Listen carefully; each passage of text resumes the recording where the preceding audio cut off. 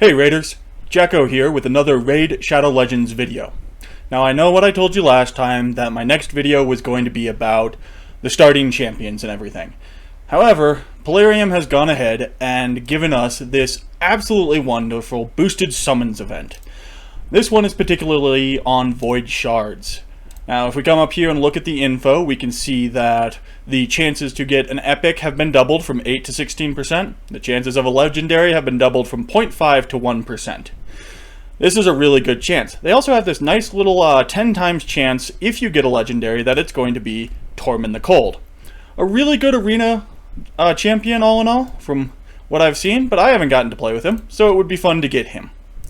Now, something to discuss before we get into this shard pulling video, and I pull my oh so many 4 shards. And that's the fact that as a free-to-play player, we have to be strategic about how we pull our shards. When it comes right down to it, we're not going to get a ton of sacred shards, we're not going to get a ton of void shards. We're going to have to accumulate them over time and use them very strategically to get the best that we can. What that means is we're going to want to wait for these boosted summons. Now, these boosted summons, specifically the 2 times event, as you can see here, they come around about once every 2 weeks, and they have a pattern of going from sacred shards to void shards to ancient shards, and then repeating again. But each week between those, we have a 10 times summon event chance. That's kind of like this, that it's a grouping of heroes that have a 10 time chance of being summoned if you pull an epic or a legendary from those shards. Now the thing is, with the 10 times event, the chances here do not change. So if it's a 10 times event to pull, say, Tormund from a void shard, normally you'd still only have a 0.5 chance of pulling a legendary, and then if you pulled that 0.5%, then you'd have the 10 times chance to get Tormund. Since those chances don't change, it's really better for us free-to-play players to go ahead and wait for these 2 times chance events before we pull. Now, all that being said, let's go ahead and see how lucky I can get today. Here we go, first pull.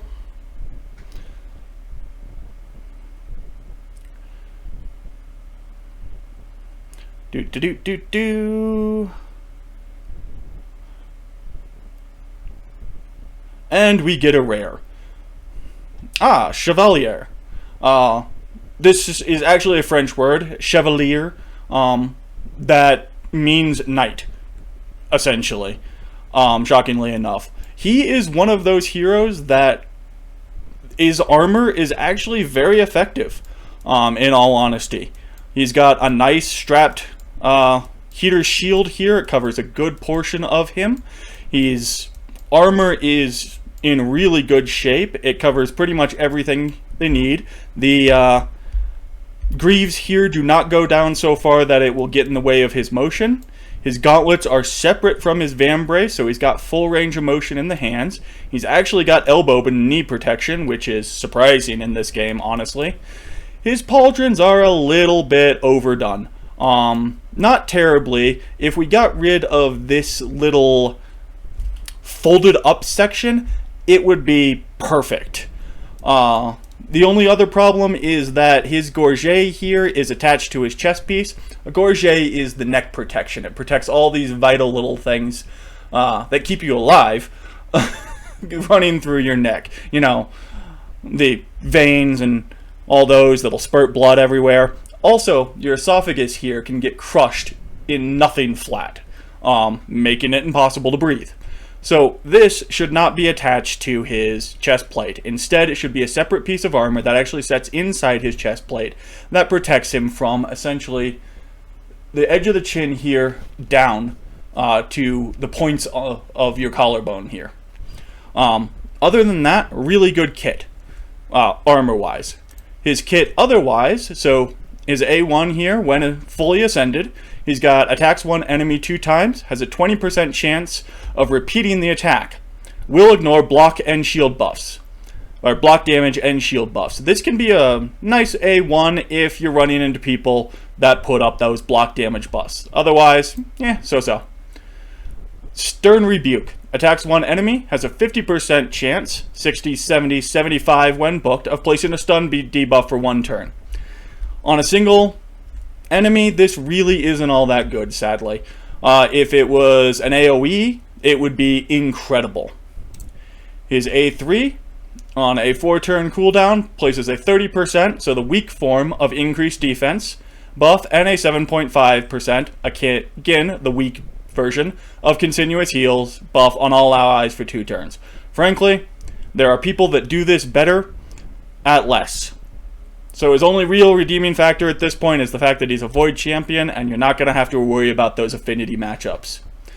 Increase ally defense and faction crypts by 19, so if you really need a defense lead when you're working on that Bannerlord's faction, he could be worthwhile, but otherwise, I don't see a lot of use for him. He's certainly not going to be someone that I spend the effort to level up. So, let's see what we get next.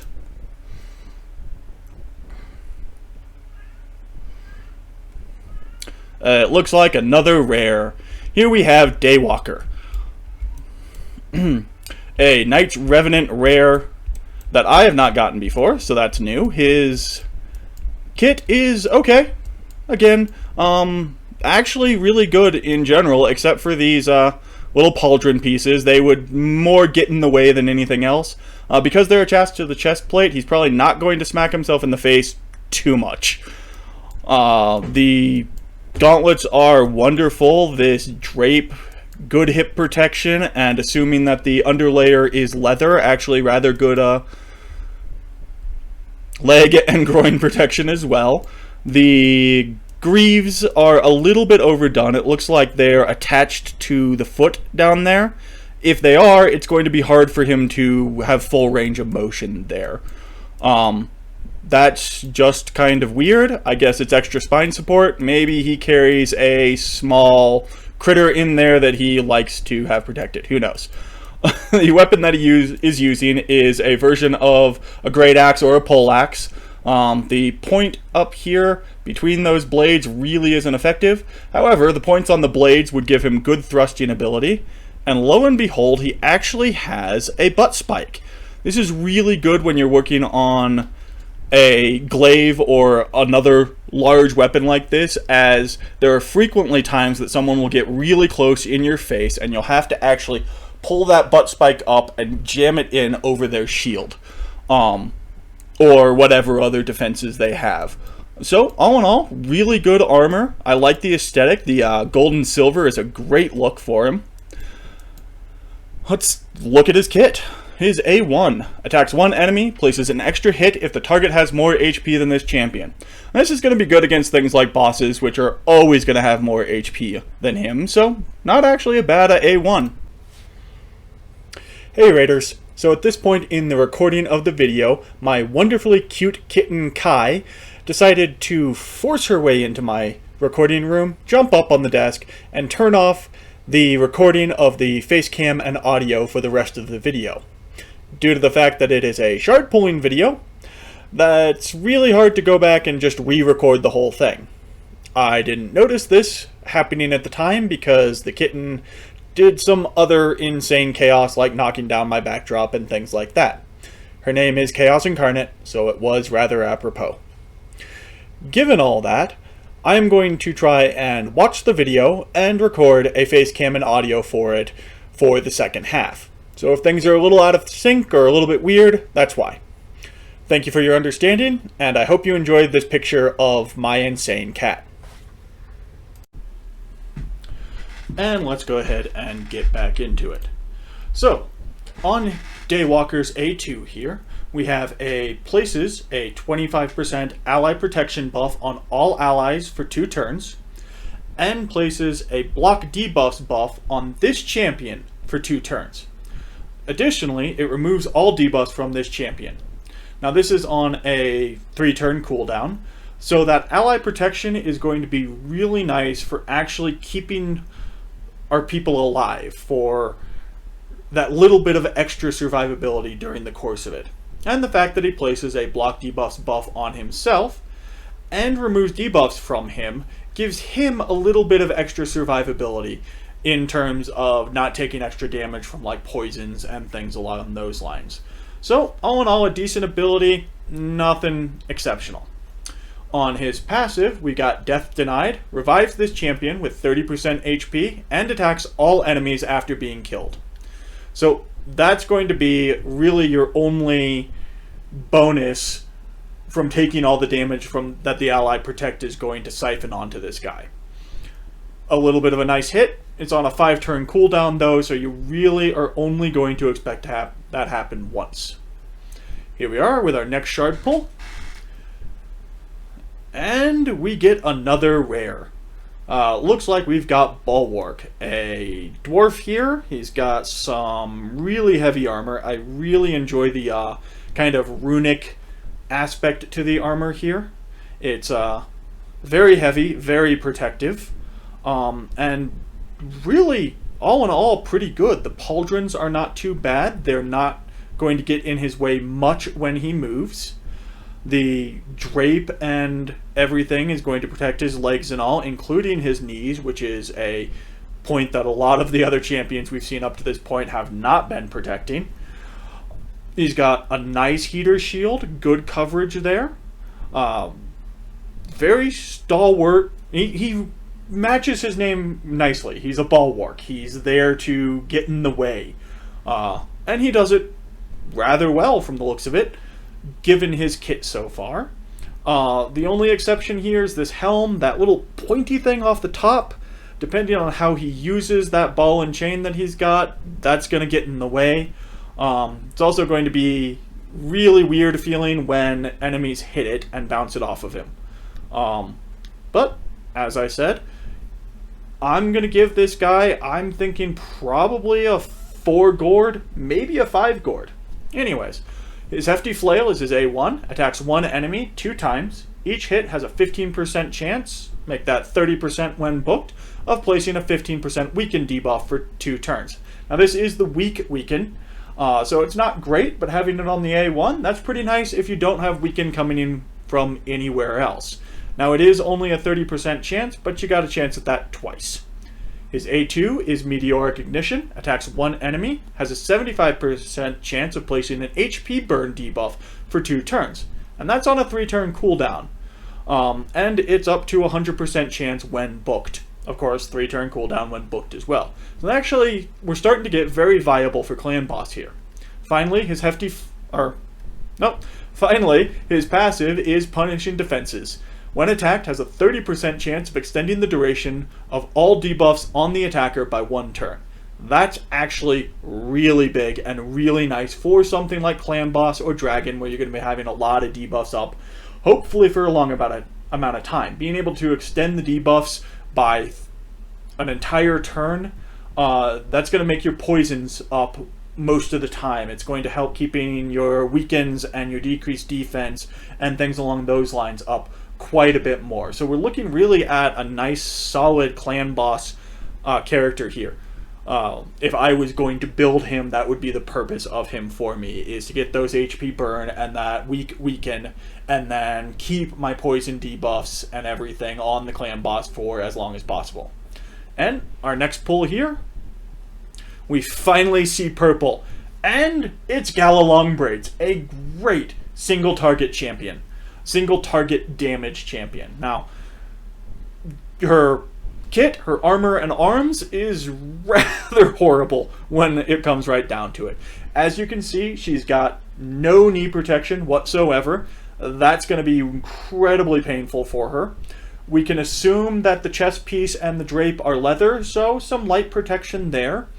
The pauldrons are really more shoulder guards here, though they're low enough that those spiky little bits coming off the side probably aren't going to get in her way, though if she rolls her weapon at all, they could catch without too much trouble. Her greaves are decent, but she's not wearing gauntlets, and she's wielding a 2-handed weapon. That's a really bad idea. Without finger protection, you're going to block something like a greatsword, it's going to slide down, and Gala here is going to lose her fingers. First time out on the battlefield, she got one go, and now she's useless as a combatant. That's pretty sad. If she had gauntlets for using that nice, heavy, I would almost call it a bludgeoning weapon more than an axe, though it is shaped a little bit more like an axe. She's got a decent gorget, all in all, but it's not covering her throat, so if her head leans back a little bit, there's going to be a lot of area in there for someone to get a killing shot in. That being said, I like her bludgeoning weapon, I like her overall look, but her armor is gonna get her killed. We can see that when we look at her defense as well. It's pretty low. Now, of course, you can't take these stats as what her stats are going to be, as these are level 1 4-star, not her level 60 6-star stats. So take that as you like. On her A1 here, we've got Brutal Bludgeon. Attacks one enemy 2 times. Each hit ignores 30% of the target's defense and places a shield buff on this champion for 2 turns. The value of the shield is equal to 20% of the damage inflicted. Now, she hits like a truck, so that shield's actually going to be pretty decent when you get her geared up. And the fact that you're ignoring 30% of the target's defense, that is going to be really nice. This is a really good A1. Also good for Fire Knights, since it is attacking 2 times. In fact, I'm building her out for Fire Knights now. Fearless Aggression. Attacks one enemy, ignores 50% of the target's defense when attacking under a shield buff, heals this champion by 50% of the damage inflicted, and places a shield buff on this champion equal to any surplus heal for 3 turns. Again, because of her A1, she's most of the time going to be under shield, so we're going to be ignoring that 50% debuff, or that 50% defense pretty much all the time. Getting a nice heavy heal that's subject to how much damage she's inflicted is really nice. And if it goes over her max, she's getting a shield, again, that's going to help out when this comes around again. Really nice sustain there, even for a champion who's got low defense to begin with. So solid. And she's ignoring defense again. That's really nice. Ignoring defense is always a valuable skill. And on her A3, we've got Sheer Swagger. Great name for ability. Attacks one enemy 3 times. Each hit ignores 25% of the target's defense. Grants an extra turn if this champion has full HP after using this skill. Well, she's healing on her A2. So, very likely, she's going to get an extra turn off of this, which is going to reduce the cooldown of her A2 as well, because it essentially will count as 2 turns when she uses this ability. It's a 3-hitter, really nice against Fire Knight as well. The synergy of her package here is just wonderful. I am a big fan of Gala's synergy here. I've actually used her to progress my Fire Knights since the filming of this video by 2 or 3 levels, just by getting her up to 50. Not even in great gear. And it's all because of the multi-hitters and everything. And she's got increased ally attack in all battles by 25%. Not bad if you don't need the survivability of another aura, and it's all battle, so you can use her pretty much anywhere you want. All in all, very happy I made this pull. So, that is my Void Legendaries for the 2 times chance. As always, thank you for watching. If you enjoyed the content, like, subscribe, and toll that bell, and I'll see you next time. Have a great day.